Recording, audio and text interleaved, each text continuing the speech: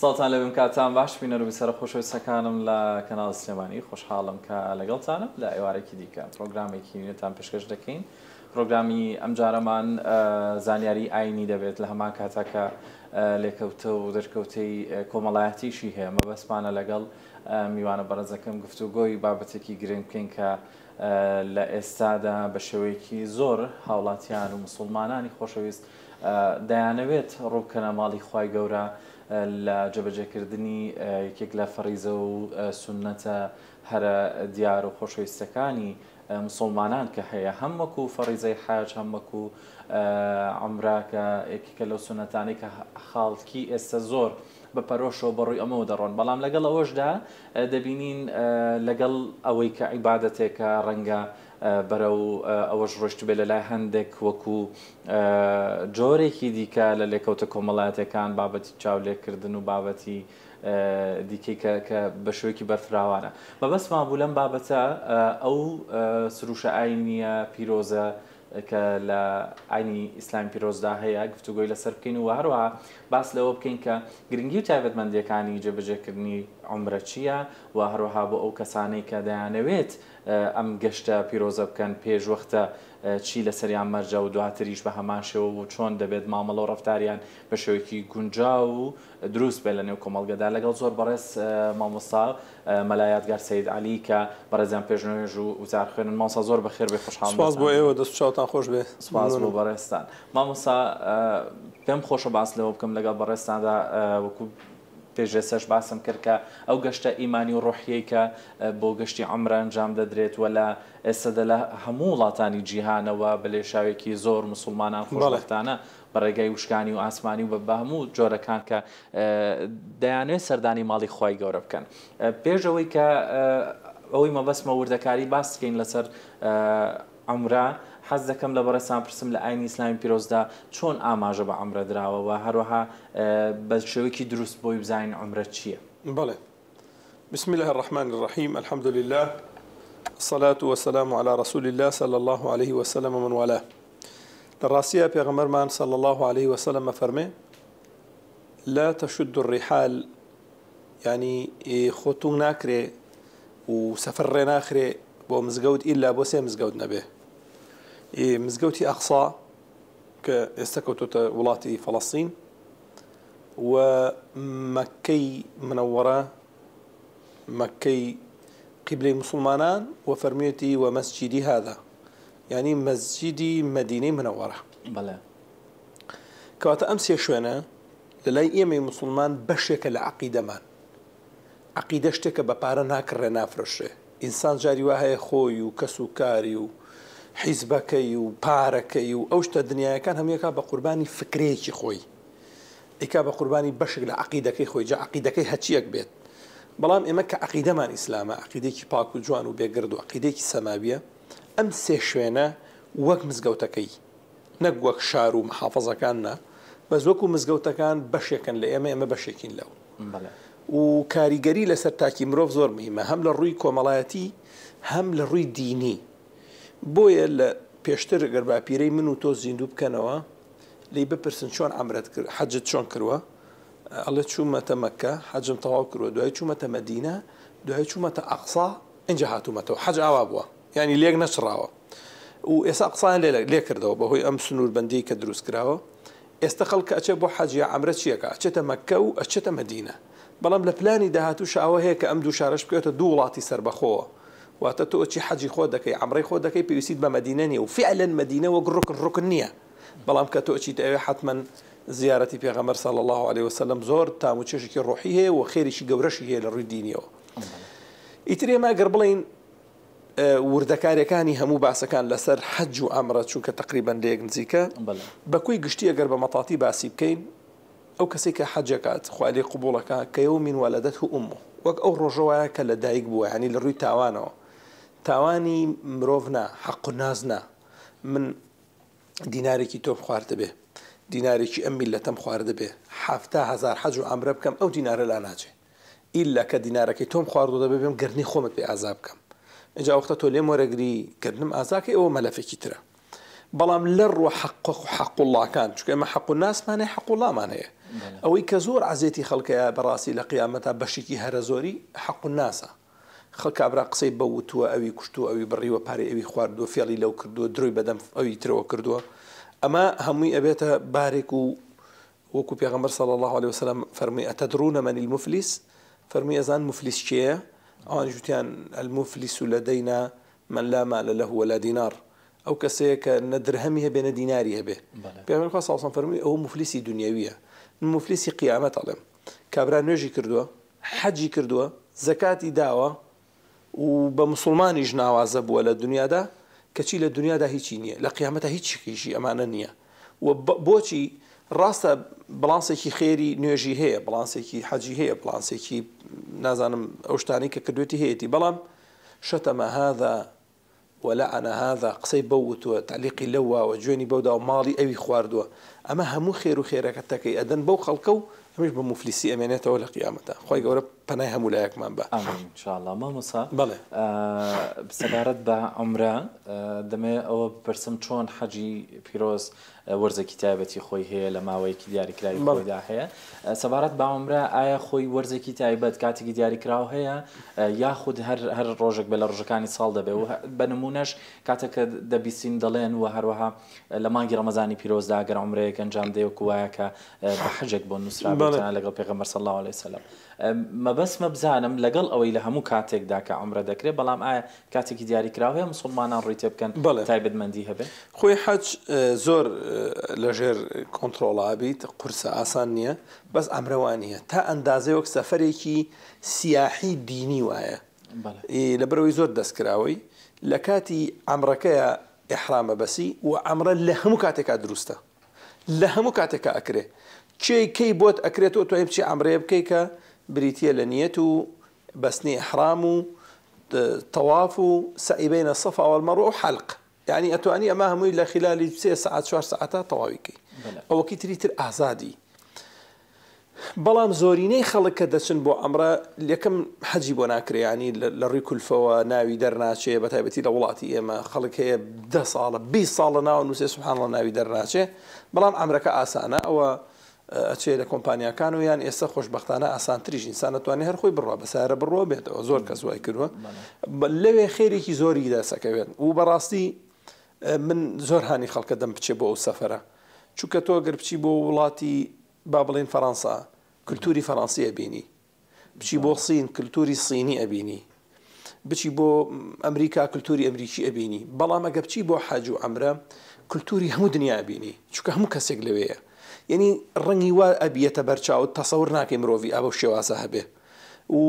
جۆد لە سەوتی وا ئەبێ ئەپارڕێتەوە لەخوا بەتایبەتی لە عەرەفەیە نازانی بە چ زمانێکە، نە ئینگلیزیە نە عەرەبیە نە فەڕەنسیە نە ئەڵمانیە، یعنی هەموو کللتورەکان نوێنەریان دێتە ئەوێ، هەموو جۆرە بەشەرەکان و حتا لە ڕووی تەمەدون و ثەقافەوە جەمە خەڵکە بینی ئەوەندە بەئەدەبن، ئەوەندە خاوێنن، یعنی 100 کەسیان 200 کەسیان لە هۆڵێکی بچووکە نانەخوا تۆ کە ئەچیتە ژوورەوە ئەزانی کەسی لێنە کە تو پڕەچیتە ژوورەوە سێرەکەی نانەخۆن و تەنانە دەین کەوچەکەشیان نایە، بەڵام قەومی وا بینی 10 کەسیان لە هۆڵێکە ئەبێتە قاقای پێکەنین و بانکردن لەیەک و دەنگە دەنگێک و متەئسفانە ئێمەش لەو بەشەین تەبیعی بە هەر مەجالێکە ڕۆ یەکسەر دیارە کەسەکە شەرقیە و بیل ئەخەس کوێیە و یەکسەر هەردەمی کردەوە بە هەڵوێستەکەی تێگەی، لەبەرەوە تۆ توانی لێوێ ثەقافەش و تەمەدون و پێشکەوتن و ئەمانەش نەقەڵکەیتەوە بە وڵاتەکەی خۆت و کۆنفرانسێکی گەورەی بەری ئادەمی زادە هیچ ئایدیایەک نییە لەسەر دنیادا بتوانێت 2 ملیۆن 3 ملیۆن 4 ملیۆن 5 ملیۆن جاری وهەیە کۆ بکاتەوە بەش یەک جل و بەرگ، یعنی پاشایەک گەدایەک وەزیرێک دەوڵەمەندێک فەقیرێک بێ کەسێک کەسدارێک هەر هەمووی لەوێ دەبێ پەشتەماڵێکی سپی پێوە بێ و قیامەت ئاسا تەدریبێکە ڕێخستنێکە دەورەیەکە بۆ قیامەت. بەڕاستی باسی ئەوت کرد کە کار ئاسانیەکی ڕێکارە ئاینیە سروشە ئاینیەکەیە عومرەکردن، کەواتە ئەمێ پرسیاری ئەو بکەم لە ئەنجامدانی ئەو گەشتە پیرۆزەدا کەسێک کە دەچێتە بێ بەتایبەت بە بۆکو ئێمەمانان گەشتێکی دوورە تەنها یەک عەمرە دەتوانێت بکات یاخود دەکرێت لە بەپێی توانای خۆیەتی بەپێی توانای جەستەی خۆیەتی لێ دەتوانێت چەند عەمرەیەک بکە، ئەوە جیاوازی چییە؟ لە ڕاستیدا ئەمە بۆتە مەحەلی خلافی زانایان، ئەو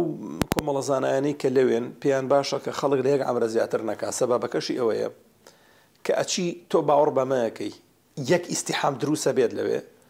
و بەشێکی زۆری هەستپەیەکەی خەڵکێکە دوو ئەمرەی کردووە سێ هەمە چوار هەمە هەر لەوێ ئەو ڕۆژە چوە ئەمرەی کردو ئێوارژ ئەمریکی ترەکە بەڕاستی ئەگەر لەوێ قەرەباڵخی دروستکەی حەق نییە خێرت ناگەانی بەڕاستیەکەی چکە پێغەمبەر صلی الله علیه و باسی ئەمرەی کرد و ئەمرەی خۆتت کرد ئەو وەختە چی پیرۆزە دەیوەرە لە حرەمی مەککیە تا بنیشە قورئان بخوێنە نوێش بکە کە ئەمانە هەریەکەی نوێژێکی 200,000 خێر و خێراتی ئەوێ فەرقی هەیە مەبەستەکە ڕەنگە لەوە بێ ئێمە هەر لە منداڵیەوە بۆ پەروەردەکراین دەکرێت چەند ئەمرێک بکەیت بە حەجێک بێت ڕەنگە ئەوە هەمووی هاندانە ژینا 100 ئەمرەش مساوی نییە بە حەج بەڵام من ناڵێم 100 مەیکەن بەڵام کاتێک کە تۆ سەیرەکەی قەرەباڵخە ئەوێ ئیتر گوناحە دەگا باشە ئەوە وەکو ئەوەیە کە لە هەمان گەشتدا وەکو بیر و ڕاو ئامۆژگاری مامۆسانی ئاینی ئەوکو ئایدیا بۆ ئەو کەسانی دیکەی کە توانیان هەیە بە چەند گەشتێکی جیاجەشان ئەمرێک بکەن بە هەر هۆکارێک بە لە هۆکارەکان کە ناتوانن حەج بکەن وەکو بەڕێز هەندێکیت بەبیر هێنایەوە ئایا پێویست دەکات کەسێک گەر حەز بکات زیاد لە ساڵێک بۆ گەشتەکانی ئەمرە سەردام بکە یاخود هەندێک لە فەرزەکانی دیکەمان هەیە خوباتە هەندێک لە ڕێکارە خێرخوازەکانی دیکە ئێمە ئەمرەی یەکەم و هەموو ئەمرەکانی تریش لە چوارچێوەی سونەتایە واتە ئەگەر بۆت کرا ئەچیت و تەنانەت حەجیش کە ڕوکنی دینەکەی ئێمەیە ئەویش ئەفەرمێ مەن استطاع إليه سبيلا ئەگەر نەتوانی واجب نییە لەسەرت کەواتە خودی ئەمرە بابینە خاڵی ئەمرە خودی ئەمرە هەر سونەتە نەشتی ئەبێ بەس کە ئەچی شاکارێکی گەورە ئەبینی من هانی خەڵکە دەم بچێت زۆر لەبەرەوەی ئەوەی کە لەوێت تۆ بەدەستی دێنی زۆر زیاترە لەو پارەی کە خەرجەکەی لەوێ زۆر کەس دەبینی وەڵا کاک ئەم پارەیە بن بۆ سعودی و شتیوانیە ئەو خزمەتی کە لەوێ ئەکرێ و ئەو ژیانی لەوێ ئەڕوا بەڕێوە ئەو دەڕۆژە لەم شاری خۆتابی بەو پارەیە دەرباز نابی زۆر جار خەڵکەکان ڕوبەڕووی ئەوە دەبنەوە ڕخنەوەیان لە دەگیرێ ئەوەی لەوێ سەرفێکی بی بە فلان نەخۆشخانە بی دەرە ڕێکخراو بۆیە ینی ئەرزەکەم بەڵێ ئەم مۆزوعە عیلاقەی بە دڵی کەسەکەەوە هەیە ئەگەر من ئەمرە بۆ ئەوە بکەم کاتمەوە پێم بڵێن حاجی و بەس ئەمە هەڵەیە نەکردنەکەی من باشترە ئەمە عیلاقەی بە منەوە هەیە بەس نوانێ بۆ تۆوانە بێ لەوانێت تۆ هەر 6 ماگجارێ بچە ئەمرێ بکەی زیاتر ئیمانت بەخێز بێ کارێ بەوە نەبێت کە خەڵک پێتەڵێن دیندارە دیندار نییە حاجی نییە هینێکی تەنزامێزە ئەمێ بێڵێ مەڵەن کابراایەک بڵاویش بوو بۆ بڵا کابراایەک نازم ناوی محەممەد بووە چوو حەجی کردووە 2 ملیۆنی مارکێتەکەی لا بووە کابرای ساحب مارکت کاتۆ تۆ چۆ بۆ لای توێتی کاکە دەفتەری قەرزەکە دەربێنە چی نووسیومە کاک محەممەد 2 ملیۆن قەرزار وتبی دەبی کە بە حاجی محەممەد 2 ملیۆن قەرزار ئەمە هەڵەیە ئەمە ئەم پیاوە بە منی بوو تا هەموو قەرزەکە بەرەوە ئەگە پارەکەت بەشی نەکرد قەی نامەچەوە بۆ حەج و ئەمرەکەت گونجاو بە یەکێک لە گەشتی ئەمرە دەگەڕێت و پێ بڵێن حاجی لە ڕووی شەرعیەوە نەخێر خەڵک بۆ خۆی دەیڵێ ئەو ڕێکارانە حەزەکەم بزانم کە بۆ کەسێک کە نێت دەهێنێت گەشتی ئەمرە بکات چییە لە پێش هێنانی نێتەکەی و پێش ئەنجامدانی گەشتەکەی و دواتریش کە دەگەڕێتەوە بەرپرسیارەتی زیاد دەکات لەسەر شانی موسڵمان بەتەکید یعنی وەکو تەشبیه نەبێت وەکو وایە سیارە بەهاژووین سیاقەت بکەین بەڵام یەکێک لە ئێمە سایق بێ و مرور بێ و مخالەفە بکە لەسەر ئەو زۆرتر وانە ئەو پیاوی قانونە لەو کاتەیە لەبەرەوە کاتێک کە تۆ دەچی بۆ ئەمرەی دەیتەوە وەڵا مەسئولیەتەکەت گەورەترە وەڵا ماڵی خوات دیوە دەبێ کۆمەڵێ قسە و باس و کۆمەڵەشت هەیە کە لە ڕووی دینیەوە باش نییە دەبێ وازی لێبێنی ئەگەر وازی لێ نەهێنی ئەگە هەر بە گوناحباری بمێنی عملەکەت پێمان ئەڵێ ئەم حەج و ئەمرەیە هیچ تەسیراتێکی لەسەر کردداری ئەم کەسە نەکردووە لەبەرەوە بەڕاستی زەلامی وا هەیە ئەچێ بۆ حەجێک ئەچێ بۆ ئەمرەیەک و لە بەرامبەر کەسی وایە دەڕوا لە مزگەوتەکەی خۆیان دوورکە عن نوێژەکە یان جومعەیەکی پڕ بە ئیمان ئەکات لەوانەیە ئەمە خێری زیاتر بێ لەوەیان ڕاستە ئەوەی وەکو لە بدایەت و شارەتم پێکرد بەندە بە دڵی مرۆڤەکە و بە دڵی عەبدەکە و بە دڵی بەندەکە و خوای گەورەوە سوبحانەه وتعالە خوای گەورە لەگەڵ دڵ ئێستا مەسەلەن خوای گەورە فەرمێ پێغەمبەر صلی الله علیه و سلم فەرمێ إن الله لا ينظر إلى صوركم ولا إلى أجسامكم ئێستا خوای گەورە تەماشای ئەم جلوبەرگەی من و تۆ ناکە ئێمە یەکێک ئالیەوە بڕواڵێن ئەمە مامۆسای ئاینی یعنی ئەمە هەموو کەس بەدینترە بە زوانیە خوای گەورە سەیری ناو دڵەکە خەتەرەکە لێرەیە ترسەکە لەمەیە من نەتوانم جەنابیشت و ئەو بینەرە بەڕێزانەش بەخڵەتێنم بە قسەی باش و گەورە بەس ئایا خواتە خڵەتێ ناخڵەتێ عەرەب قسەیەکی زۆر مهمە لا يصح إلا الصحيح هەر ڕاستە بێ زۆر جار هەیە من ئەکەومە شتێکی مهم و خەڵک ماشەڵام لێکەوەمانە بەس لە ڕاستیدا خۆم هیچ نیم هەر دەرەکەوم هەر فەزعبم ئەم ڕۆنا 10 ساڵیکە ئاخرێکەی کە بەناوی دینەوە درۆکەم دەستی خەڵکە بڕم نوشتە ئەنووسم سحرەکەم فلانەکەم فیسارەکەم ئەوەی کە خۆی گەورە بەدڵینیە تەبیعی ئاخرێکی فەزعبێ حەیای هەرەچێت بۆی ئەو کەسە ئەبێ زووتر بگەڕێتەوە و مەسەلەی حەج عەمرە زەکات نوێژ هەمووی ئەم یەک معنای هەیە کە بریتێ لە بەندایەتی مرۆڤ بۆ خوا جا ئەم بەندایەتیە جاری وا هەیە لەسەر بەردە نوێژێک لەژێر دارگوێزێکە لە پێتەخت و چۆڵایی و لە دەیەکە لە ناو دۆڵێکە کابراایەک هەڵەسە یەک دەست نوێژە شۆرێ و لەسەر ئەو تاتە بەردە دوو ڕکعات نوێژەکە بڕوان پێ بکە دەست بە گریانەکە کابرا بەبێەوەی کەسی لێ دیار بێ لە بەرەوەی بۆ ناو دڵی پڕە لە بڕوا ئیمانی ڕەگی داکوتیوە ڕاسیخ و چەسپاوە لە دڵیا ئەمە گرنگە بۆ مرۆڤ نەک ئەوەی کە من لا صار ئەسە مەسە علی ڕبلم ئەوە ملیۆنێت دارم کرد بە خێر و لای خوای گەورە عەدەد مهم نییە ئەم قسە زۆر گرنگە تۆ من 100 جار چوون بۆ عەمرە تۆ هیچ جارێک نەچووی لای خوای گەورە مە مهم نییە لای خوای گەورە دڵەکە مهمە چۆنیەتێکە مهمە تۆ یەک دینارەکە یەک دۆلارەکەی بەخێر من 1000 دۆلارەکەم بەخێر لەوانەیە و دۆلاری تۆ گەورەتر بێ لەوەی من چکە تۆ بە دڵێکی پڕ لە بڕوا بۆ خوایەکەی بەڵام من لەوانەیە بۆ بیکەم کە بڵێن دەوڵەمەنە و کە بڵێن خێرخواز و کە بڵێن پارەی پێیە مامۆستا یادگار ئەو ڕێکارانە چین کە لە ناو لە خودی ئەنجامدانی عەمرەدا پێشوەختە بەڕێزت پێ دوتین کە لە سەرەتاو 3 بەش بووە 3 مزگەوتی گرنگ بووە کە سەردانی کراوە و ڕەنگە کە بە یەک دانەش جێبەجێ بکرێت لەگەڵ هەموو ئەمانە و لەگەڵ سەردانکردنی هاوڵاتیانی ئێمە بەتایبەت بۆ وڵاتی غەریبە و لە ئێستادا سەردەمی کۆگەسەنە شارەزان چین ئەو خاڵە گرنگانەی کە دەبێت لی وریابن مرۆڤی مسلمان کە نەیکەن کە دەبێت ئاگادار بن ڕەنگە کە ئەگەرێک دروستکە بۆ قبول نەکردنی عەمرەکەیان لەوێ بڵێ وازح ئەگەر کەسێک بە پارەی حرام بڕوە پارەکەی حرام بێ سەوای لێتۆ لە دنیادا مەزدەری ڕسق زۆر ئیحتیمامی پێ نادەن یعنی کابرا هەر هەی بێت کێشە نییە حەڵاڵە حرامە لە کاتێکە ئەگەر حرام بێ زۆر خەتەرە یعنی تۆ پێغەمبەری خوا صلی الله علیه و فەرمێ هیوا هەیە لەخوا ئەپاڕێت تۆ بەدڵێکی پڕ لە ئەوە و بە تەزەڕع ئەوە بەڵام مشربه حرام وملبسه حرام وغذي بالحرام فأنا يستجاب له أفرمي جلي حرامة بوشاكي حرامة خواردنو خواردنوي حرامة بحرام قوش كراوة شون أم دعاي لجيرا أبيت لبرو حتى لما صلي حج وعمرشا حديثك معناه فرمي آخر كاتك يا معلين لبيك اللهم لبيك لبيك لا شريك لك لبيك لبيك يعني أمرك يعني لخدمت تام تو كسي بانك يلا أمرك قربان دز بس وقرم أول لبيك تو علي لبيك يا الله يعني خوايا أو أمرك من راوستاهم هاتم بدم بانك خواز بانك وازكي سيدنا إبراهيم وك وفرمي خواي جورب شو برزايك باني خلق بك أتوك رجالا وأفرمي من كل فج عميق بسوار وببيادة ولكتول الركاني شو خلق دين برو إيرتو بس بانك كحق النبي استئم جوابي وباني سيدنا إبراهيم أيدينه علين لبيك اللهم خواي وهاتين أمريكا أزاني أمازور من خملية ترسم غيبية هي خواي جوربي فرمي لا لبيك ولا سعديك والحج مردود إليك بوهاتوي شون لزماني خومانا على بخير نيدا بله شون بوهاتوي تو كي إيري تو بباريك هاتوي بو إيرا كقبولنيا نهاتي تا حاجة كرات كراوتو بسرتا قبول نبو برو لبرو بيرم ديزو لما دي سادا نشتي أنو فلان كز والله حق الحجة يعني دولة من بوا كشي كابرا خوي أيون باري حج منيا خلقتي أنا أجيش أنا زاني أنا دروك فقير بس نقرس بيكان أنا زاني يعني بارا كم أو ده حلال نية بيبسم بو حج حالي أرزم بوي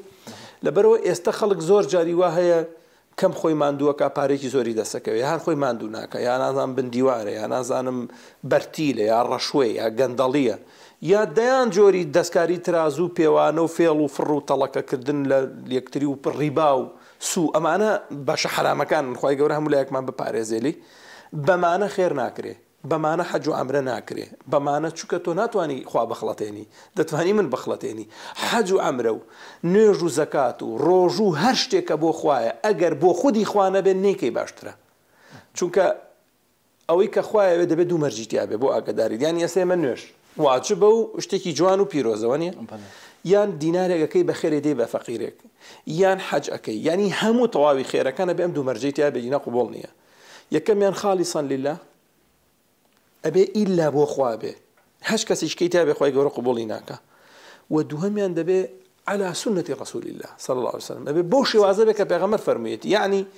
مثلا نيجي نيورو 4 ركعات أجر توبتي 10 ركعات به هر قبولني خذ زيات ريشة دبي موافقي شرع السنة به كتاب السنة به وخالصا لله به ما مصا سبارت بو بابتو باسە کولتوریانی کەسێکەڵی سەردانکردنی حەج و عومرە کراوە بەنمونە تایبەت لە ناو کورددا هەر لە کۆنەوە ئێمە ئەومان بینیوە کاتێک کەسێک دەچێت سەردانی ئەو مزگەوتە پیرۆزانە دەکات دەبێت لە گەڕانەوەیدا ئاوی زەمزەم خورما بێتەوە ئایا ئەمانە لە ڕووی دینی و باس کراوە وەکو خاڵک وەهایە یاخود بابەتێکی کولتوریە یان تەنها ئەمە لە لای کورتەیە و لە لای نەتەوەکانی دیکەش بە هەمان شێوەیە هەمووان دەبێت لە ئاوی زەمزەم و لە خورما بەرنەوە و هەم هەر لەگەڵ ئەوە حەزەکەم هەموو پێکەوە باسکەم ئەو بابەتە کولتوریانە کە ئێستش چەنەها خەڵکمان هەیە لە لای ئێمە چاڕوانە کەسێک لە سەردانی حەج بگەڕێتەوە بچێت بۆ لای بۆی دیاریەک وەربگرێت ڕەنگە هەندێک جار ئەرکێکی مادی بخاتە زیادەیەک بخات سەر ئەو کەسە ئەمانە تا چەندێکی پێویستە هێنانەوەی شت لە بیت ئەوەی کە گرنگە دووشتە زەمزەم و خورمای عەجوە ئەم دوانش واجب نییە بیهێنی تۆ بەڵام پێغەمبەر صلی الله علیه و سلم باسی خورمای عەجوەی کردو خۆ خورمای عەجوە خورمایەکی باش نییە ئەگەر ملاحەزە بکەن خورما هەیە دەقات لەم چاکترە دەقات لەم باشترە خورمای عەجوە بریتێ لە خورمایەکی ڕەشی چکۆلەی خڕ خورما هەیە هەر دەنگێکی کیلۆیەک لە خورمای عەجوە هێنێ وەکو سیرکردن وەکو تامیش بەڵام پێغەمبەری صلی الله علیه و سلم دوعای بۆ کەسە کردووە کە لە خورمای عەجوە ئەخوا و ئەو کەسێک کە ئەیڕوێنێ و ئەسەری زۆری لەسەر خورمای عەجوە لەبەرەوە گەر تۆ بێنی تۆ بە خەڵکی بدەی زۆر باشە ئەمە یەک دوو مەسەلەی ئاوی زەمزەم ما و زەمزەمە لیما شوریب یعنی ئاوی زەمزەم بۆ ئەو شتێکە ئێخۆی ینی شیفا بۆ هەموو شتێکە ما و زەمزەم لیما شوریب بۆ هەر شتێک خۆی بەو نیەتە بیخۆ کاریگەریە بێ لەسەری ئەو مۆزوعە ئەم دوانە لە ڕووی دینیەوە زۆر مهمە ئەمما مەسەلەی هەدایا و دیاری کە بەڕاستی ئینسان ئاسایی عین تۆ ئەچیتە دەرەوە هەدیە بۆ ژنەکە دێنی بۆ کچەکەت بۆ کوڕەکەت بۆ دایکت مەسەلەن ئەمانە ممکنە بەڵام ئەمەی کە ئێستا هەیە لە عامەی موسڵمانان و لە مەنتیقەی ئێمە بەتایبەتی شتێکی فاسیحە شتێکی خراپە یعنی من بیرم دێ دایکم باوکم چوون بۆ حەج مایەکیش دوای ئەوە بەتۆ قوماشمانە کڕی ئەمان بڕی بۆ لەچک و بۆ جلی خەڵکو و ئاخرەکەیشی هەر گلەییان لێ کردین ئەوە نابێ وابێ چونکە ئێستا کە تۆزێ باش بۆ چوە خەڵک هەموو زۆر ئەچێت ئەجینا ئەوسان بیرم دێ خەڵکی حەقی سەفەری حەجەکەم هەیە بەس بەخوا ماوەسە بەشی دیاری و هەدیەکەم نییە لەبەرەوە جارێ نەچم باشترە لەبەرەوە فعلا ئەوە ئەگە بچێتە بابی غەسبەوە هەر حرامیشە بێت ینی هەر کەس بێت و تۆ ئیلا هەدیەکی بیتێ بەشکم منە و سەروەتە و دەسەڵاتم نەبێ هەر بای ئەو نەم بوو بێ کورە لەوێ خەڵکە بینی لە ئوتێلیش نییە مەسەن پیاوێکی پیرژنێکی پیری هیندیە بینی بە پێخاوسی هاتووە لەوەتەی گەنجە دەغیلەیەکی داناوە لە مناڵیەوە دۆلار سەد کۆی کردۆتەوە بەس بەشی تکتی تایارەکەی بڕیوە ئیتر پاری ئوتێلی پێ نییە ئیتر پاری نان خواردنی پێ نییە هەر لە مزگەوتەکان ئامێنێتەوە گەر کەسێ خێرەوەمەندێ شتێک خواردنێ خورمای ئاوێ بخوا و ئاوە حەج و ئەمراکە هیچی پێ نییە فەقیرە هەموو عمری لەسەرەوە داناوکە یەک سەفەری حەج بکە چکە ئەو شوێنانی تر دوورترن داهاتیان کەمە ئێمە نزیکین ئێمە حدودمان بە حدودی سعودیەوەی وەکو عێراق یعنی مەبەستم لەبەرەوە گرنگە بۆ خوا بچی کە بۆ خوا چووی ئەمانە هیچ مهم نییە بەلاتۆ هیچ کێشە نییە تەنانەت ئەو کەسەشی کە مەسەڵەن تۆ ئەچی بۆ عەمرە و دەیتەوە من دێم بە خێراتنەوە دەکەم منی ئەبێ بۆ خوا بێم بۆلات ئەگەر بۆ خوا بێم بۆلات نابێ هەدیەت بدەمێ بەڵام ئەمە مانیع نییە لەوەی کە کەسێک هەدیە بێنێ بۆ خەڵک توانای خۆی قیناکە بەس نەبێتە بابەتێکی عیبە و واجبماکردن دەبێ پرسیاری ئەو بکەم کەسانێک هەن کە هێز و توانای جەستەییان کەمە یاخود هەندێک هەن لە ژیاندا نەماون سەبارەت بە بابەتی عەمرەکڕینەوە یاخود بۆ کێ دروستە ئەمێ چەند پرسیارەکە بەیەکەوە ئاڕاستی بەڕستیەکەم عەمرەکڕینەوە بۆ کێ دروستە دەتوانین بۆ کێ بکڕینەوە و هەروەها لە کڕینەوە و جێبەجێکردنی عەمرە بۆ کەسانێکی دیکەی کە خۆیان ئامادە نین لەوێت بە نمونەیەکێک بۆ دایک و باوکی کە لە ژیاندا نەماوە ئایا تەنها یەک دانەی بۆ ئەنجام دەدرێت یاخود هەموو منداڵەکانی کە سەردانی لێ دەکەن دەتوانن بۆی بکەن و هەر لەگەڵ ئەوەشدا لەبەر کاتی پرۆگرامەکە مەبەست ئەم چەند پرسیارە بەڕاستی مامۆستا لەگەڵ ئەوەشدا هەندێک کەس هەیە سەردانکردنی عەمرەیە بەهۆی کۆمپانیاکانەوە زۆربەی بە پارەی کست دایانێ بچن و ئەمانە هەمووی پێکەوە ئایا لە بابەتێکی بازرگانیە کۆ دەبنەوە ئەنجام درراو یاخود بە ئاسانکاریەکی بابەتەکە دانرێ بۆ کەسانی بەپەرۆشن ئەو گەشتە ڕوحانیە بکەن.